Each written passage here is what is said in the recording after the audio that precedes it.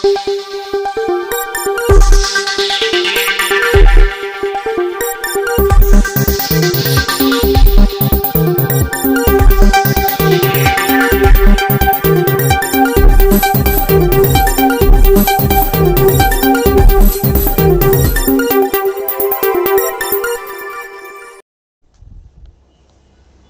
સ્મશાન પાસે ગોમા નદીમાંથી ગેરકાયદેસર રેતી ભરતા ટ્રેક્ટર ઝડપાયું। પ્રાપ્ત વિગતો મુજબ કાલોલ ગોમા નદીમાં બેફામ રેતી ખનન ચાલતું રહે છે। હાલ ગોમા નદીમાં નવા નીર આવવાની સાથે નવી રેતી પણ આવતા ખનિજ માફિયાએ ફરીથી સક્રિય બની રેતીની ચોરી કરી ખનન ચાલુ કરી દીધું છે।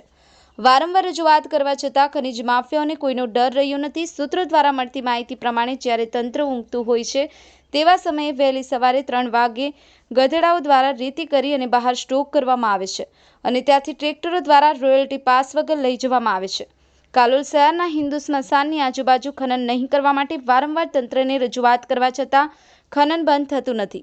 કેટલાક બેફામ બનેલા સ્થાનિક અસામાજિક તત્વો દ્વારા વારંવાર રેતી અને માટી ખનન કરવામાં આવે છે, જેને લઈ આજ રોજ સવારે મળેલ બાતમીના આધારે કાલોલ મામલતદાર અને પોલીસે સંયુક્ત રેડ કરતા કાલોલ હિન્દુ સ્મશાનની પાછળના ભાગે ગોમા નદીમાંથી સાદી રેતી ભરી વહન કરી જતા એક ટ્રેક્ટર ઝડપી પાડી કાયદેસરની કાર્યવાહી કરેલ છે। જોકે કાલોલ ગોમા નદીમાં શહેરના સ્મશાનના પાછળના ભાગમાંથી વહેલી સવારે 3 વાગ્યાથી ભાડાના ગધેડા રાખી રેતી ઉલેચી અને પાતાળેશ્વર મંદિર પાસે રેતીનો ઢગલો કરવામાં આવે છે અને જે ઢગલામાંથી ટ્રેક્ટરો ભરી અને ગેરકાયદેસર રેતીનો વેપાર કરવામાં આવે છે, જે બંધ કરી ગેરકાયદેસર કામમાં ઉપયોગમાં લેવાતા ગધેડાઓ પકડી અને ગોધરા પાંજરાપોળ મૂકવામાં આવે તેવી લોકમાંગ છે। Bureau report BNTV news Gujarat, Ramesh સત્યની સાથે।